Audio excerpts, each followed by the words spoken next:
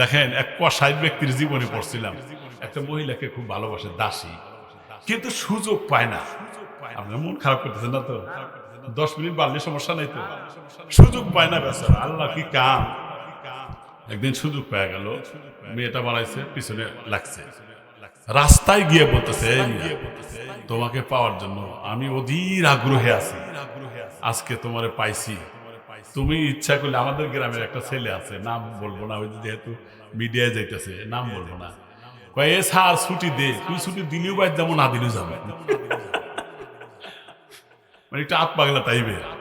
তে বলতেছে, তুই যদি আজকে যদি অস্বীকারও করস তাও ছাড়বো না।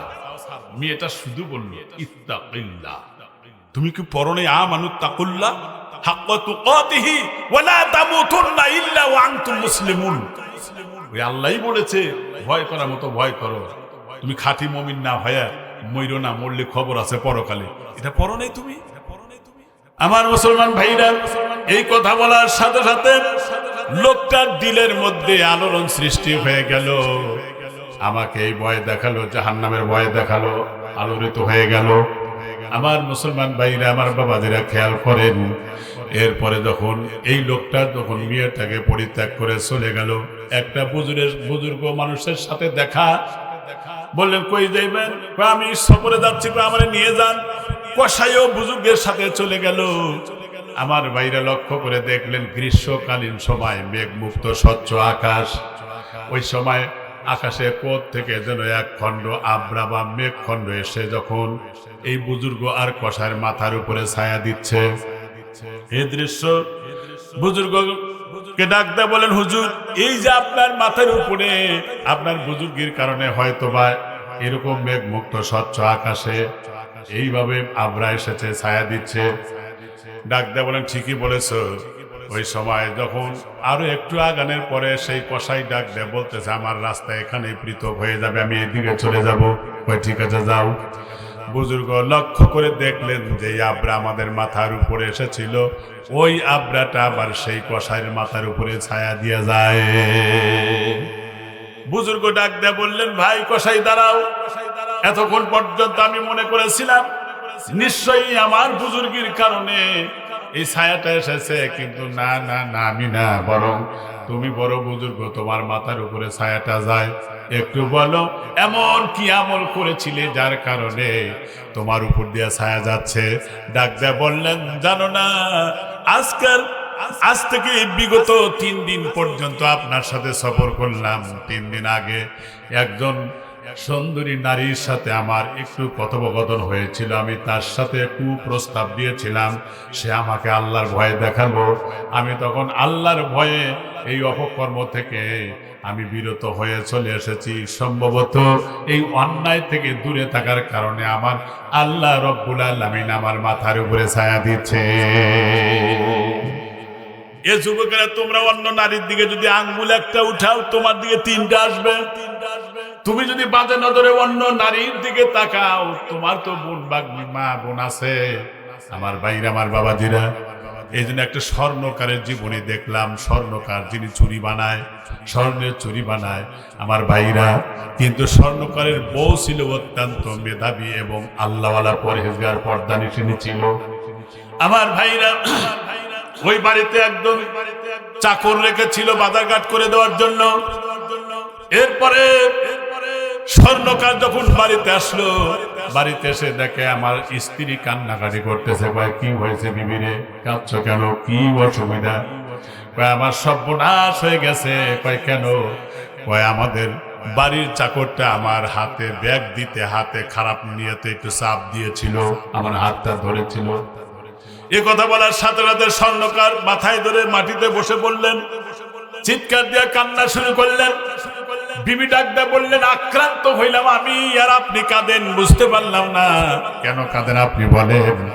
ডাক দিয়ে বলতেছেন, শোনো, আমার দোকানে একজন মহিলা ছিল খুব সুন্দরী, সুতরাং ওই মহিলাটা হাতে ছুরি লাগাইতেছিল, কিন্তু ভালো করে লাগাতে পারে না।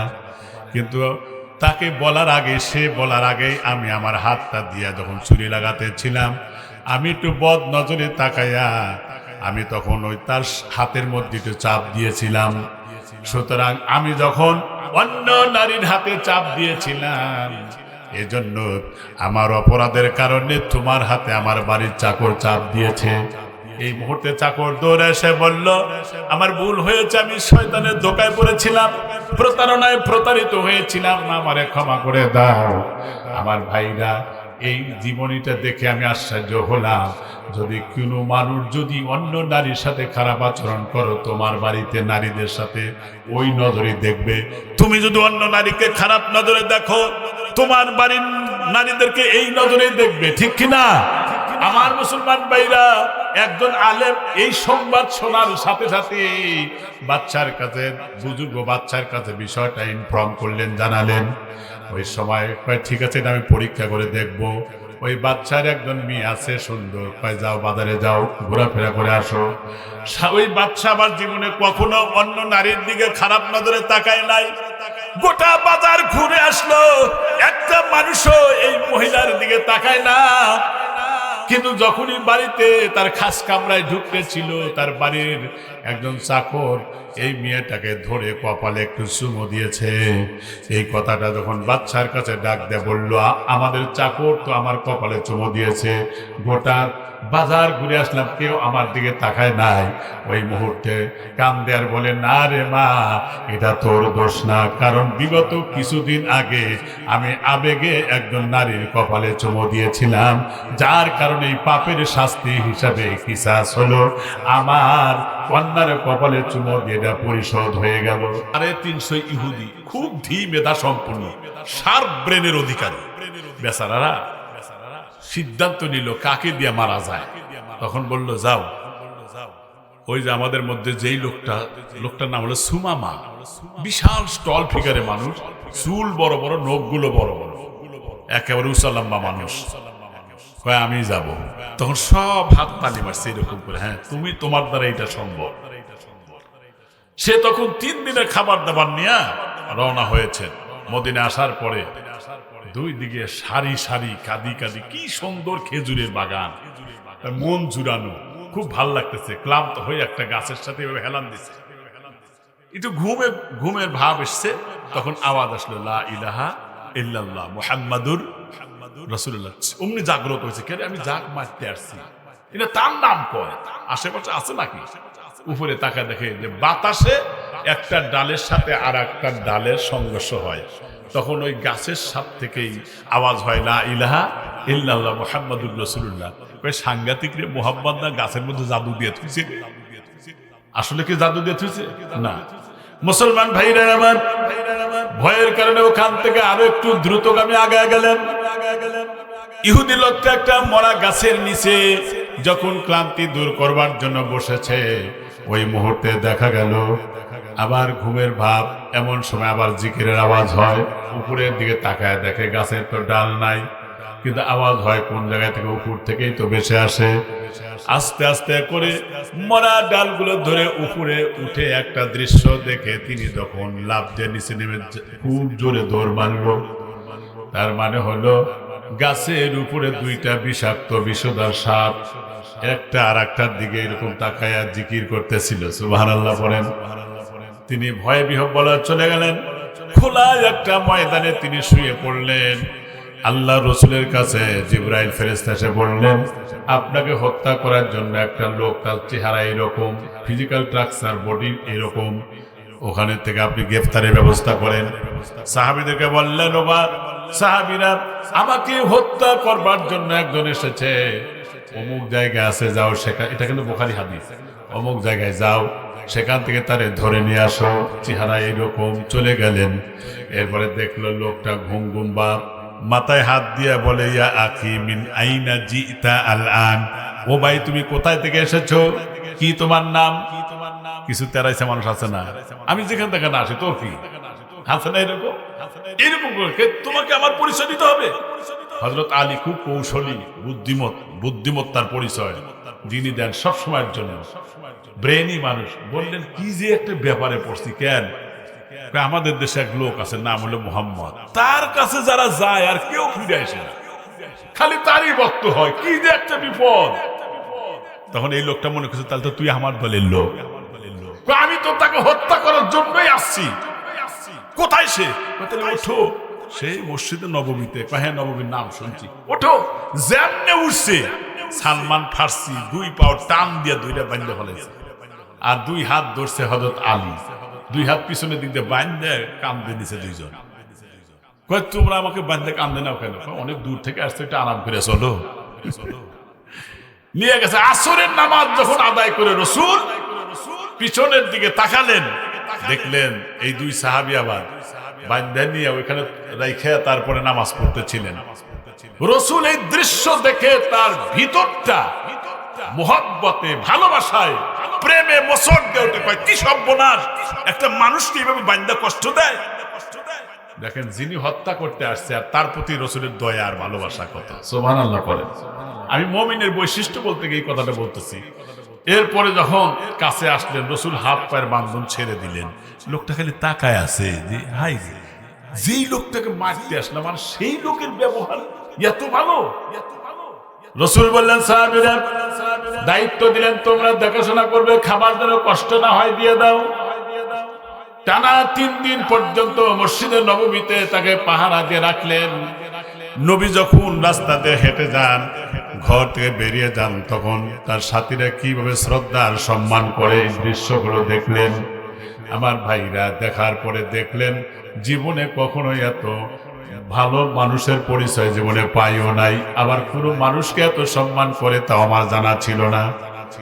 4র্থ দিনে নবীজি বললেন, আজকে তোমরা কেউ এসো না, আমি আমার বাড়ির খাবার তারে খাওয়াবো। সাহাবীরা আসলেন না। নবীজি এসে নামাজের পরে খাবার যখন তার সামনে হাজির করলেন, লোকটা চিন্তা করলো, আমার যে শক্তি, আমার শক্তির কারণে মুহাম্মদকে একটা আছাড় মেরে শেষ করে দিতে পারবো। এটাই হলো আমার সুবর্ণ সুযোগ, বড় পুরস্কার পাবো আমার দেশে গেলে। আমার ভাইরা, ওই মুহূর্তে নবীজির সামনে খাবার নিয়ে বসার সাথে সাথে লোকটা সেই যে মাথাটা নত করে দিল আর বলল, মুহাম্মদ আপনি আমার উপর সামনে থেকে উঠে যান। কয় কেন? কয় আপনার 2 কাঁধের উপর আমি লক্ষ্য করে দেখতেছি বিষাক্ত সাপ ফনা উঁচু করে আছে, যে কোনো মুহূর্তে আমারে ধ্বংসন করতে পারে, আপনি তাড়াতাড়ি সরেন এখান থেকে। ওই মুহূর্তে বললেন, না না না, বরং তোমার মধ্যে বোনায় কোন ষড়যন্ত্র আছে, অনিষ্ট করবার জন্য এসেছো, সুতরাং এই জন্যই এটা দেখতেছো, তুমি ভালো নিয়তে তাকাও, আমার সামনে কিছু পাবা না। ওই মুহূর্তে সাহসও পায় না, ডাক দেয়া বললেন, না আমার ভয় হয়। আমি মুহাম্মদ কথা দিলাম, তুমি আর ওটা দেখতে পারবা না, ভালো নিয়তে তাকাও। এবার যখন সম্মান আর ভালো নিয়তে তাকাইছে, দেখলো না না, সেই বিষাক্ত সাপ তো আর নাই। ওই মুহূর্তে নবীজি বললেন, আনতা সুমামা, তুমি তো হলো সুমামা। লোকটা চোখ বড় বানাইছে, সব বলার, আমি যে সুমামা তুমি জানলে কেমনে? আমার বাড়ি 350 মাইল দূরে, আর তোমার বাড়ি এই মক্কা মদিনায়, তুমি আমার নাম কেমনে জানলা? তুমি তো পুরস্কারের লোভে আমার মাথাটা কেটে নিয়ে যাবা, এই জন্য এসছো না? কাঁপে তাহারাকাত জিসম, গোটা দেহ থরথর করে কাঁপতেছে। মুহাম্মদ তুমি আমাকে মাফ করে দাও, আমারে ছাইরে দাও, জীবনেও আমার এলাকার কোন মানুষকে তোমার বিরুদ্ধে সন্ধান দেব না, একটু ছাইরে দাও। কয় খুশি হও? কয় হ্যাঁ। তাহলে আমি তোমার স্বাধীন করে দিলাম, যাও। সে তখন চলে গেল। ফজরের নামাজে রাসূল দাঁড়িয়েছেন, সাহাবায়ে কেরাম পিছনে। নামাজের মধ্যে উচ্ছ্বসিত কান্নায় ভেঙে পড়েছে একজন। সাহাবীদের নামাজ কি হচ্ছে, মহাসাগর হয়ে গেলে কিছু করার নাই।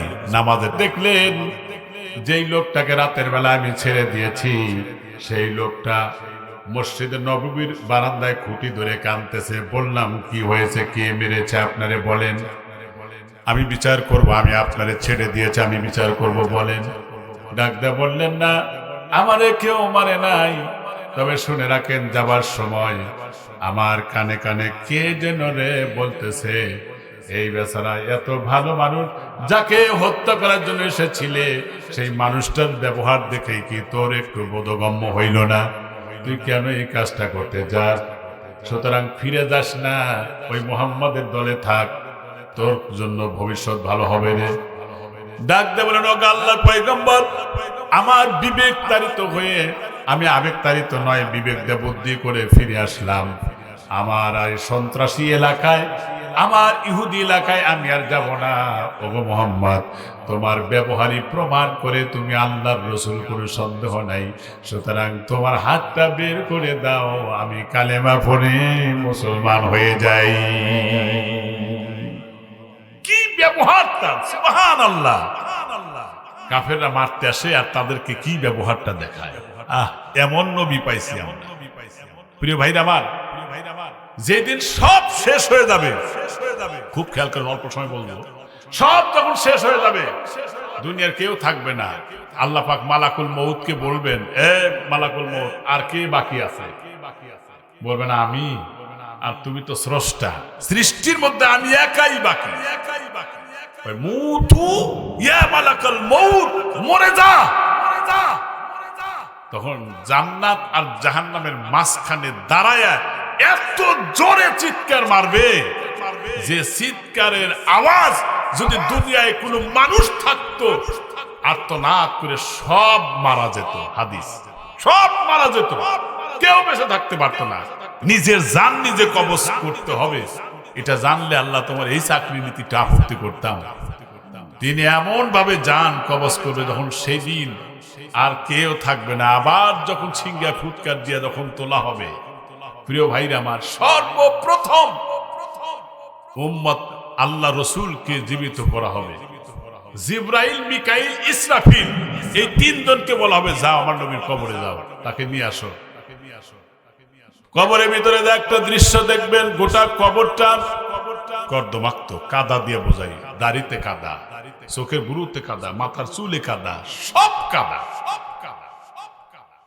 তখন প্রথমে চোখটা উন্মোচন করেই আমার রসুল যে কথা বলবেন, কিতাবে আসছে, তোমরা জিবরাইল, মিকাইল, ইসরাফিল যে আসছো, আমার উম্মতের খবর কি বলো, আমার উম্মতের খবর কি? নবী যেদিন দুনিয়া থেকে বিদায় হয়, সেদিন কারোর কথা না বলে উম্মতের কথাই বলে গেছেন। আবার প্রথমেই যেদিন হাসরে উঠবেন, তখন এই চোখ উন্মোচন করে বলবেন, আমার উম্মতের খবর কি? তাকে যখন তোলা হবে, তিনি গিয়া সিজদায় পড়ে যাবেন, এত কান্নাকাটি করবেন, আল্লাহ বলেন মাথা উঠান। সে আরো কাঁদতে থাকবে, আরো কাঁদতে থাকবে, যেহেতু কাঁদলেই আল্লাহ খুশি হন। আল্লাহ ডাক দিয়ে বলবেন, ইয়া মুহাম্মদ ইরফা রাসাক, মুহাম্মদ মাথা উত্তোলন করো, কি চাও? তুসাফা ওয়া হুয়া মুসাফা, তুমি আজকে যা চাইবে আমি তাই দিয়ে দিব।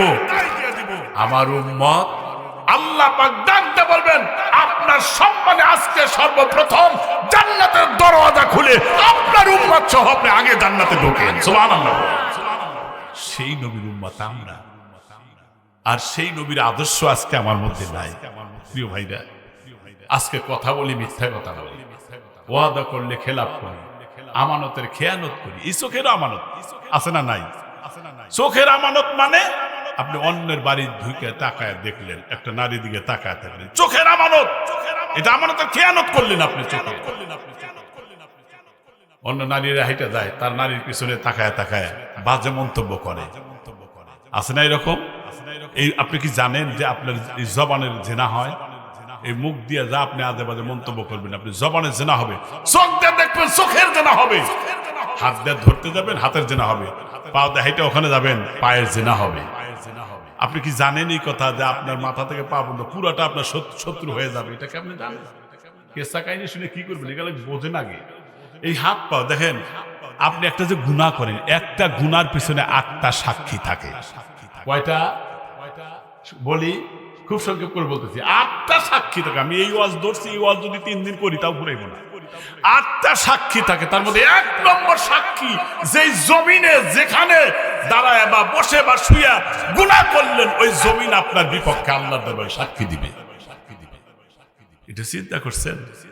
আছে না দোস্ত? ইয়াউমা ইযিন তুহাদ্দিসু আখবারাহা বিআন্না রাব্বাকা আওহা লাহা।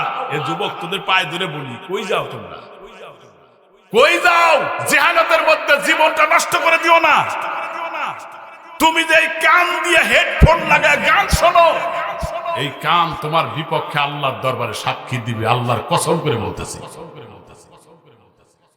হ্যাঁ, আমার তো ভয় হয়, অনেক রাতে ঘুম হয়, দেখেন লোমগুলো দাঁড়ায় গেছে। যে আল্লাহর কাছে কি জবাবদিহি করবা। মুসলমান ভাইরা আমার, 1 নম্বর সাক্ষী হলো জমিন। আপনার জীবনের যেখানে যেই জায়গায় দাঁড়ায় ঘুষের টাকা লেনদেন করলেন, সুদের টাকা লেনদেন করলেন, যেখানে জেনা করলেন, ব্যভিচার করলেন, যেখানে দাঁড়ায় অন্যায় করলেন, ওই জমিন আপনার বিপক্ষে সাক্ষী দিবে। 1 নম্বর সাক্ষী হলো জমিন, গুনে রাখেন 1। 2 নম্বর সাক্ষী হলো আপনার হাত। আল্লাহ পাক বলেন, আল-ইয়াউমা নাখতিমু আলা আফওয়াহিহিম ওয়া তুকাল্লিমুনা আইদিহিম ওয়া তাশহাদু আরজুলুহুম বিমা কানু ইয়াকসিবুন। সেদিন আমার আপনার মুখটাকে মোহর মেরে দিবেন, স্টপ হয়ে যাবে। হাত কথা বলবে, পা কথা বলবে।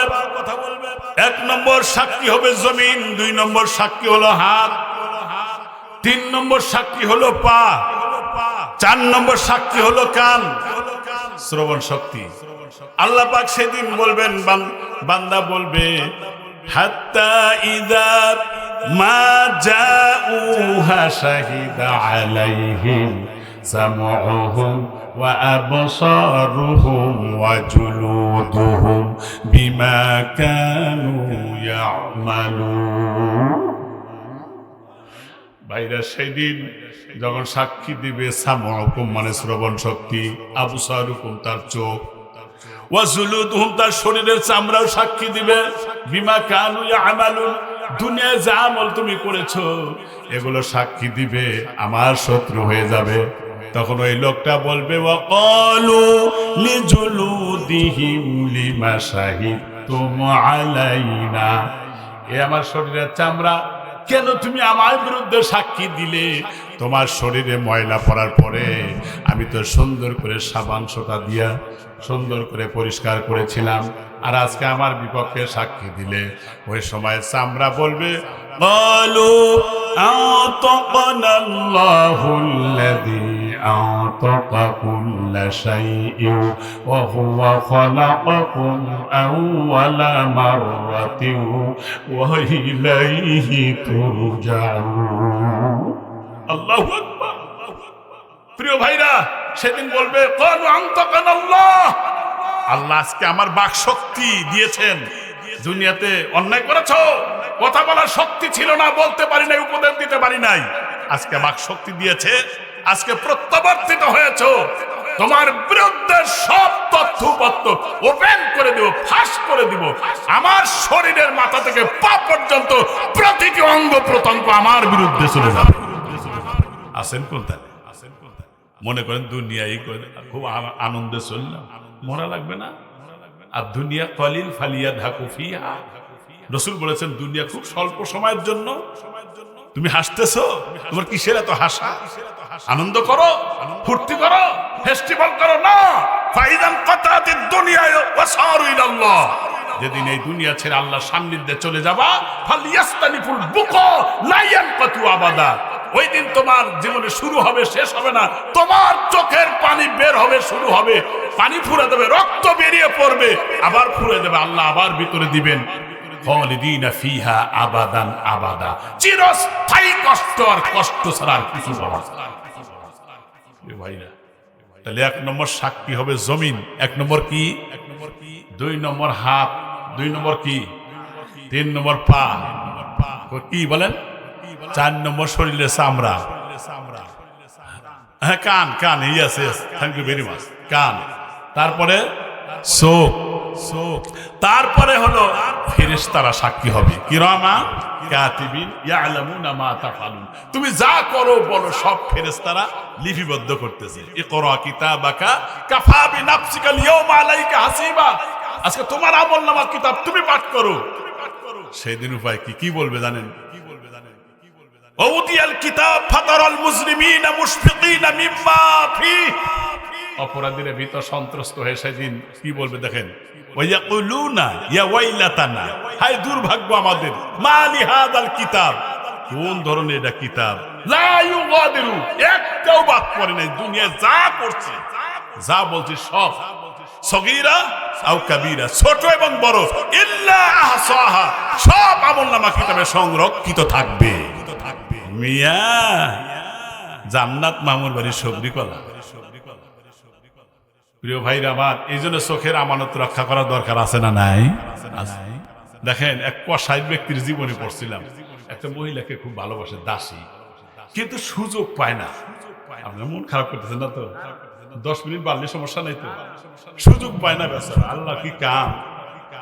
একদিন সুযোগ পেয়ে গেল, মেয়েটা বানাইছে, পিছনে লাগছে, রাস্তায় গিয়ে বলতেছে, তোমাকে পাওয়ার জন্য আমি অধীর আগ্রহে আছি, আজকে তোমারে পাইছি, তুমি ইচ্ছা করলে, আমাদের গ্রামের একটা ছেলে আছে, নাম বলবো না, ওই যেহেতু মিডিয়ায় যাইতেছে, নাম বলবো না, কয় এ স্যার ছুটি দে, তুই ছুটি দিলেও বাইর যাবো, না দিলেও যাবে, মানে একটা আত পাগলা টাইপের। তে বলতেছে, তুই যদি আজকে যদি অস্বীকারও করস তাও ছাড়বো না।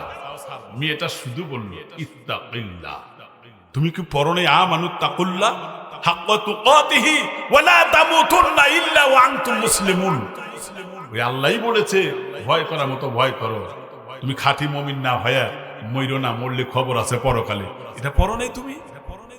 আমার মুসলমান ভাইরা, এই কথা বলার সাথে সাথে লোকটার দিলের মধ্যে আলোড়ন সৃষ্টি হয়ে গেল। আমাকে এই ভয় দেখালো, জাহান্নামের ভয় দেখালো, আলোড়িত হয়ে গেল। আমার মুসলমান ভাইরা, আমার বাবাদেরা খেয়াল করেন, এরপরে যখন এই লোকটা যখন মেয়েটাকে পরিত্যাগ করে চলে গেল, একটা বুজুর্গ মানুষের সাথে দেখা, বললেন কই যাইবেন? আমি সফরে যাচ্ছি, আমারে নিয়ে যান। কসাইও বুজুর্গের সাথে চলে গেল। আমার ভাইরা লক্ষ্য করে দেখলেন, গ্রীষ্মকালীন সময়, মেঘ মুক্ত স্বচ্ছ আকাশ, ওই সময় আকাশে কোথ থেকে যেন এক খণ্ড আবরা বা মেঘ খণ্ড এসে যখন এই বুজুর্গ আর কসাইয়ের মাথার উপরে ছায়া দিচ্ছে, এই দৃশ্য বুজুর্গকে ডাক দেয়, বলেন হুজুর, এই যে আপনার মাথার উপরে আপনার বুজুর্গের কারণে হয়তোবা এরকম মেঘ মুক্ত স্বচ্ছ আকাশে এইভাবে আবরা এসেছে, ছায়া দিচ্ছে। ডাক দেয়, বলেন ঠিকই বলেছ। ওই সময় যখন আরো একটু আগানোর পরে সেই কসাই ডাক দেয়, বলতেছে, আমার রাস্তা এখানেই পৃথক হয়ে যাবে, আমি এদিকে চলে যাব। ঠিক আছে, যাও। বুজুর্গ লক্ষ্য করে দেখলেন যে আবরা আমাদের মাথার উপরে এসেছিল, ওই আবরাটা আবার সেই কসাইয়ের মাথার উপরে ছায়া দিয়ে যায়। বুজুর্গ ডাক দেয়, বললেন, ভাই কসাই দাঁড়াও, এতক্ষণ পর্যন্ত আমি মনে করেছিলাম নিশ্চয়ই আমার বুজুর্গের কারণে এই ছায়াটা এসেছে, কিন্তু না না না, আমি না, বরং তুমি বড় বুজুর্গ, তোমার মাথার উপরে ছায়াটা যায়। একটু বলো, এমন কি আমল করেছিলে যার কারণে তোমার উপর দিয়ে ছায়া যাচ্ছে? ডাক দেয়া বললেন, জানো না, আজ থেকে বিগত 3 দিন পর্যন্ত আপনার সাথে সফর করলাম। 3 দিন আগে একজন সুন্দরী নারীর সাথে আমার একটু কথোপকথন হয়েছিল, আমি তার সাথে একটু প্রস্তাব দিয়েছিলাম, সে আমাকে আল্লাহর ভয় দেখালো। আমি তখন আল্লাহর ভয়ে এই অপকর্ম থেকে আমি বিরত হয়ে চলে এসেছি। সম্ভবত এই অন্যায় থেকে দূরে থাকার কারণে আমার আল্লাহ রব্বুল আলামিন আমার মাথার উপরে ছায়া দিচ্ছে। এ যুবকেরা, তোমরা অন্য নারীর দিকে যদি আঙ্গুল একটা উঠাও, তোমার দিকে 3টা আসবে। তুমি যদি বাজে নজরে অন্য নারীর দিকে তাকাও, তোমার তো মা বোন আছে। আমার ভাইরা, আমার বাবাজিরা, এই জন্য একটা স্বর্ণকারের জীবনী দেখলাম। স্বর্ণকার যিনি চুরি বানায়, স্বর্ণের চুরি বানায় আমার ভাইরা, কিন্তু স্বর্ণকারের বউ ছিল অত্যন্ত মেধাবী এবং আল্লাহওয়ালা, পরহেজগার, পর্দানিশিনী ছিল।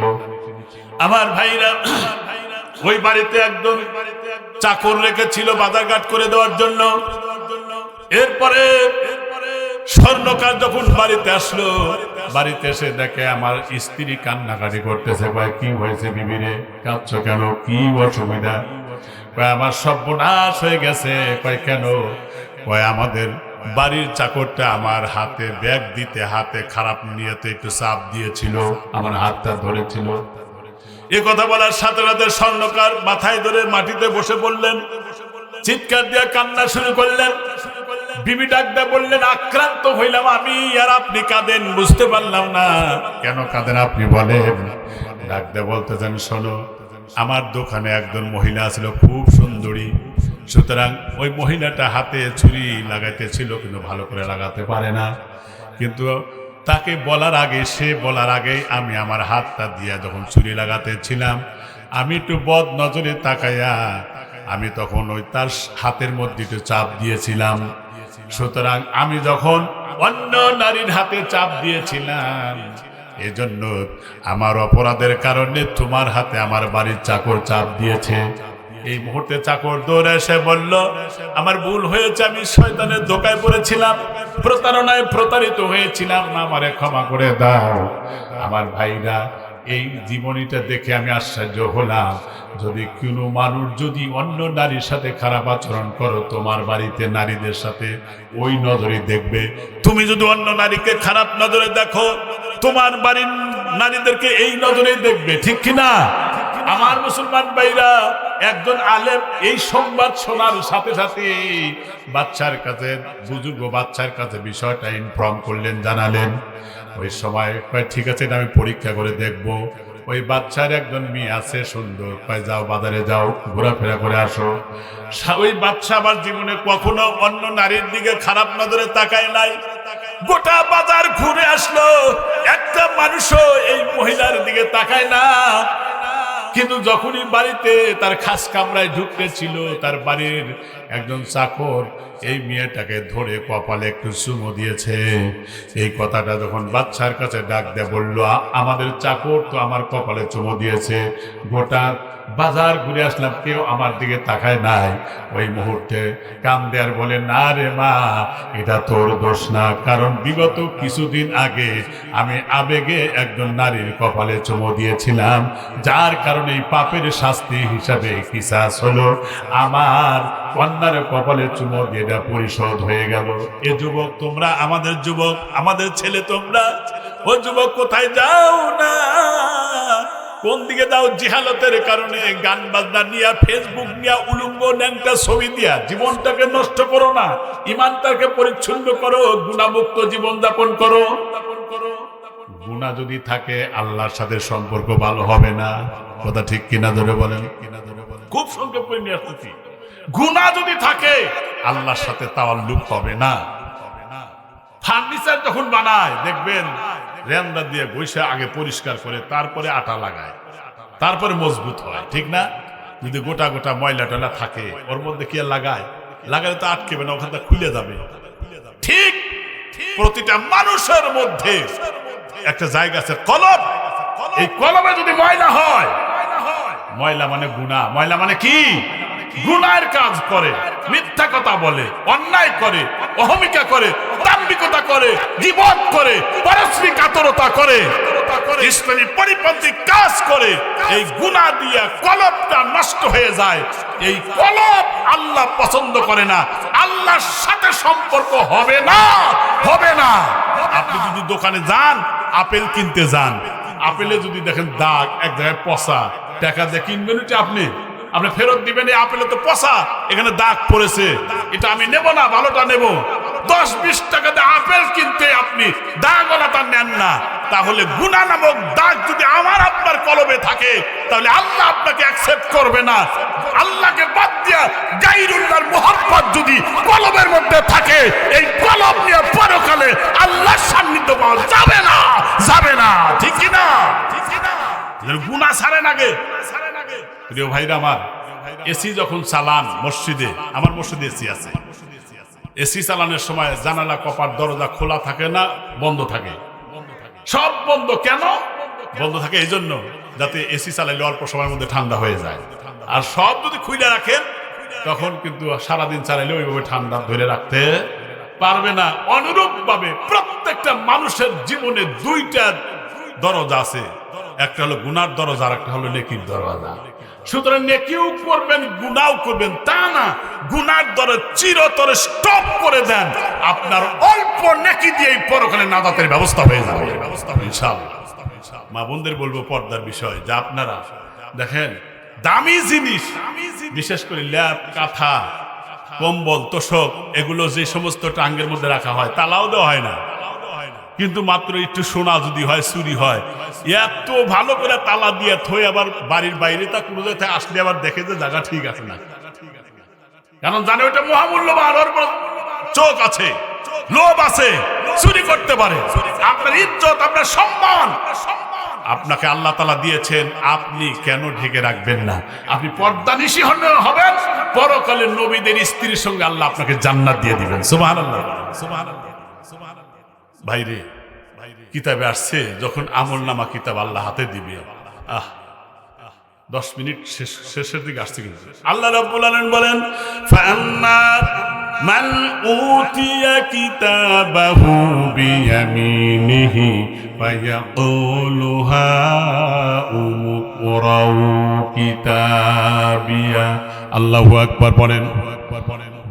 যখন যার আমলনামা ডান হাতে দেওয়া হবে, তার ভালো না খারাপ? কত ভালো, উড়াল দিয়ে ডান হাতে আসবে। সে কি বলবে জানেন? সে বলতে থাকবে, ফেরেশতাদের সামনে নিয়ে গর্ব করে বলবে, এই যে মুকরাউ কিতাবিয়া, এই যে আমার আমলনামা কিতাব আল্লাহ আমারে দিয়েছে, আজকে পড়িয়া দেখো। যাদের ডান হাতে আসবে তারাই আনন্দ করে বলবে পড়ো। আর বলবে কি জানেন? ইন্নী যানানতু আন্নী মুলাকিন হিসাবিয়া। হ্যাঁ, আমি জানতাম, ধারণা করতাম যে এই মহা বিপদের সম্মুখীন একদিন আমার হওয়া লাগবে। এই দুনিয়ার জীবনটাকে আমি মহা গুরুত্ব দিয়েছি। সুবহানাল্লাহ পড়েন। গুরুত্ব দিয়েছি দুনিয়ার জীবনে আখিরাতের জন্য। আমরা কি গুরুত্ব দিচ্ছি একটু চিন্তা করেন তো। হ্যাঁ, আবু বকর রাদিয়াল্লাহু তাআলা আনহু, যে আবু বকর প্রথম মানুষ যার ব্যাপারে হযরত ওমর বলতেছিলেন, আবু বকর আপনার 3 দিনের আমল আমাকে দেন, আমার সারা জীবনের আমল আপনাকে দিয়ে দেব।